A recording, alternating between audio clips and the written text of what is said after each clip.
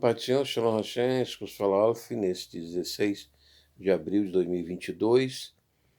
Shabbat Shalom. Shabbat Shalom.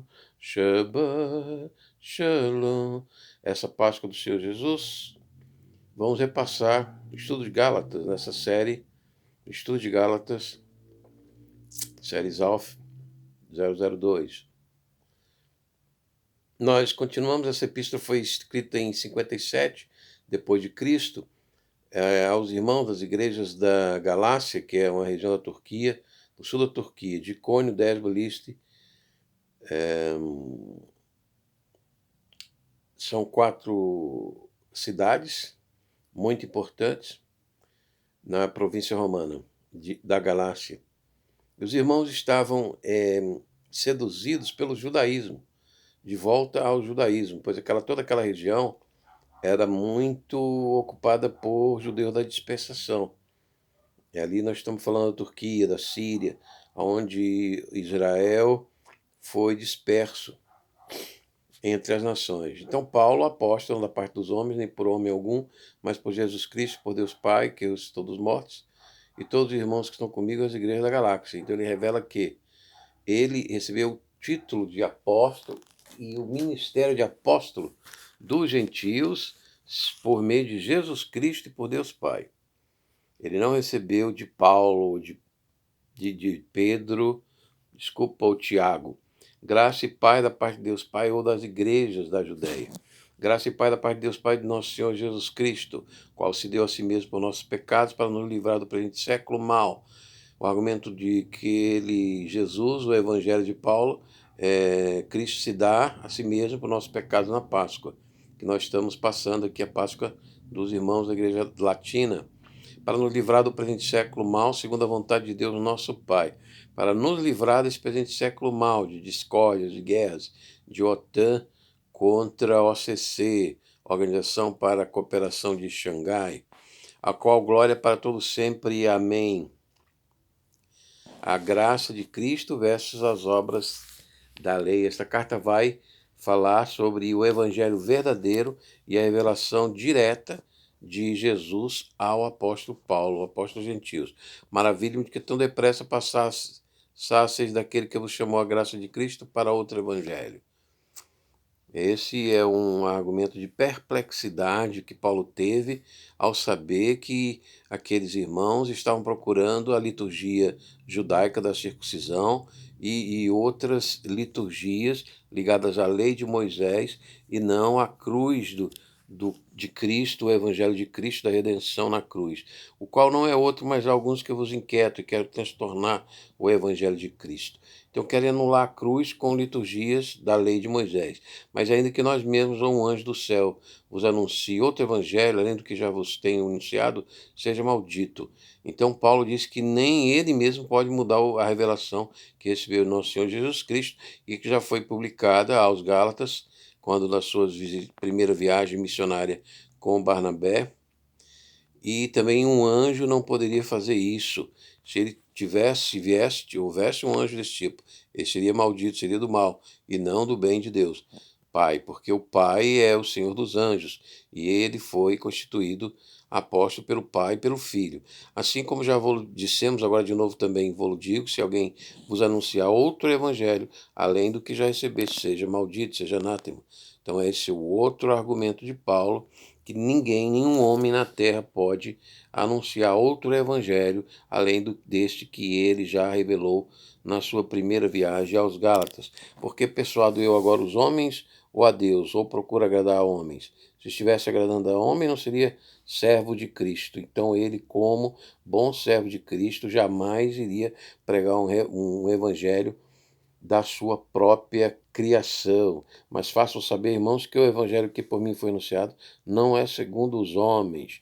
Esse é o seu argumento, a sua revelação, porque não recebi nem aprendi de homem algum, mas pela revelação de Jesus Cristo.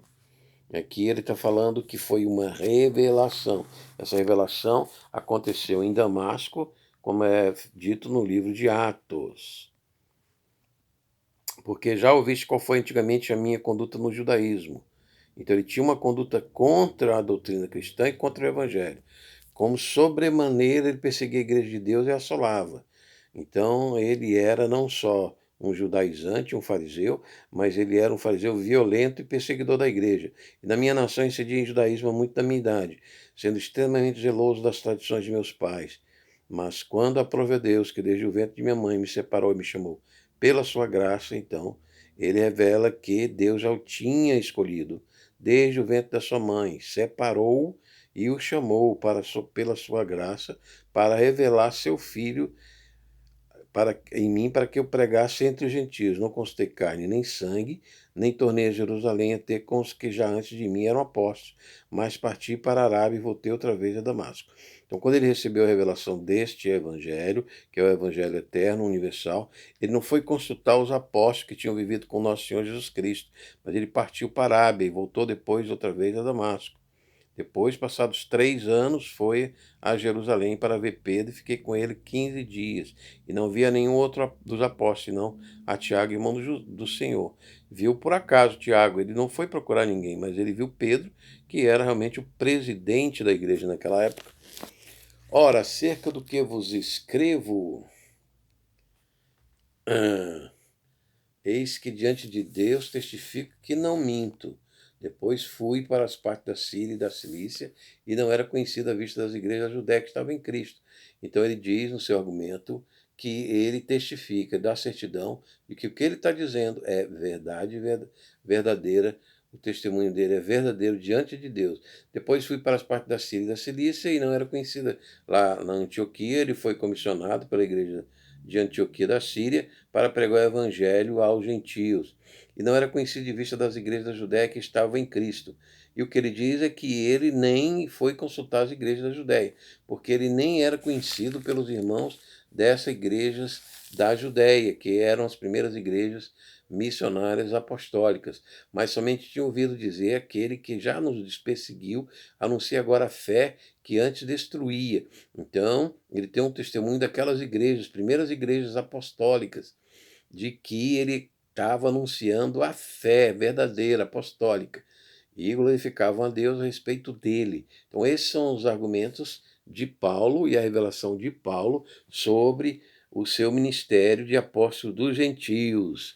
Então, nós vamos prosseguir no capítulo 2. Depois, passados 14 anos, subi outra vez a Jerusalém com Barnabé, levando também comigo Tito, e subi por uma revelação. Ele expôs o evangelho que prego entre os gentios e particularmente aos que estavam em estima, para que de maneira alguma não corresse ou não tivesse corrida em vão. Mas nem ainda Tito, que estava comigo, sendo grego, foi constrangido a circuncidar-se. Isso por causa dos falsos irmãos que se tinham entremetido e secretamente entraram a espiar a nossa liberdade que temos em Cristo Jesus para nos pôr em servidão. Ele fala sobre a circuncisão. Entraram no banheiro e viram que Tito não era circuncidado, aos quais nem para por ainda por uma hora cedemos com sujeição, para que a verdade do evangelho permanecesse entre vós. E quanto àqueles que pareciam ser alguma coisa, quais tenham sido no outro tempo, não se me dá, Deus não aceita a aparência do homem, esses digo que pareciam ser alguma coisa, nada me comunicaram. Antes, pelo contrário, quando viram que o evangelho da incircuncisão me estava confiado como a Pedro da circuncisão, porque aquele que operou fisicamente em Pedro para apóstolo da circuncisão, esse operou também em mim com eficácia para com os gentios, e conhecendo Tiago, Cefas e João, que eram considerados como as colunas, a graça que se me havia dado, deram-nos as destras em comunhão, comigo e com Barnabé, para que nós fôssemos aos gentios e eles a circuncisão. Então as colunas, eles falaram em Atos 15, o primeiro concílio de Jerusalém, que não se incomodassem os judeus com a lei de Moisés, os gentios com a lei de Moisés, apenas que não comesse o sangue, nem se guardasse da prostituição das idolatrias pagãs, recomendando-nos somente que nos lembrasse dos pobres também, o que também procurei fazer com diligência. E chegando Pedro a Antioquia lhe resisti na cara, porque era repreensível, porque antes de alguns tivessem chegado da parte de Tiago, comia com gentios, mas depois que chegaram se foi retirando, e se apartou deles, temendo que era da circuncisão, e os outros judeus também dissimulavam com ele, de maneira que até Barnabé se deixou levar pela sua dissimulação. Mas quando vi que não andavam bem e direito, conforme a verdade do Evangelho, disse a Pedro na presença de todos: se tu, sendo judeu, vives com os gentios e não como judeu, por que obrigas os gentios a viverem como judeus? Então, Paulo repreendeu essa hipocrisia de Pedro e até Barnabé quando chegaram uns irmãos cristãos judeus de Jerusalém. Nós somos judeus por natureza e não pecadores dentre os gentios, sabendo que o homem não é justificado pelas obras da lei, mas pela fé em Jesus Cristo. Temos também crido em Jesus Cristo para sermos justificados pela fé de Cristo e não pelas obras da lei. Porquanto pelas obras da lei nenhuma carne será justificada, nem a carne do judeu, nem a carne do gentio será justificada pelas obras da lei. Pois se nós que procuramos ser justificados em Cristo, nós mesmos também somos achados pecadores, é porventura Cristo ministro do pecado? De maneira nenhuma, porque se torna a edificar aquilo que destruí, constitui-me a mim mesmo transgressor. Porque eu, pela lei, estou morto para a lei, para viver para Deus. Então, Jesus, estamos mortos com Cristo, esse é o argumento da fé cristã, e nós não podemos destruir esse fundamento. Já estou crucificado com Cristo e vivo. Não mais eu, mas Cristo vive em mim. E a vida que agora vivo na carne, vivo na fé do Filho de Deus, o qual me amou e se entregou a si mesmo por mim. Não aniquila a graça de Deus, porque se a justiça provém da lei, segue-se que Cristo morreu debalde. Então esse é o argumento grande de Paulo, que a lei não podia justificar e não podia redimir com cordeiro, carne de animal, sangue de animal, a justiça de Deus, o pecado humano. E veio Cristo, derramou seu sangue sobre nós, sobre a Eucaristia, o corpo e o sangue que ele deixou em João, 15 a 17, na sua oração sacerdotal e na Santa Ceia, e ele eliminou aquele sacrifício de animais, aquele sangue de animais que o sumo sacerdote derramava sobre o povo de Israel. Então ele repreendeu o primeiro papa, que foi Pedro, na frente de todos, porque Pedro dissimulava pela circuncisão. Ninguém dissimulava muito pela cor da pele, ou pela etnia, mas a circuncisão era o motivo, a liturgia da discriminação dos primeiros judeus cristãos na Judéia e em Israel. Mas Paulo veio tornar clara a separação da justificação de Cristo na cruz com a justificação das obras da lei mosaica. Shalom Hashem, que falou, foi um repasse do estudo, que na série que nós estamos fazendo, estudo de Gálatas.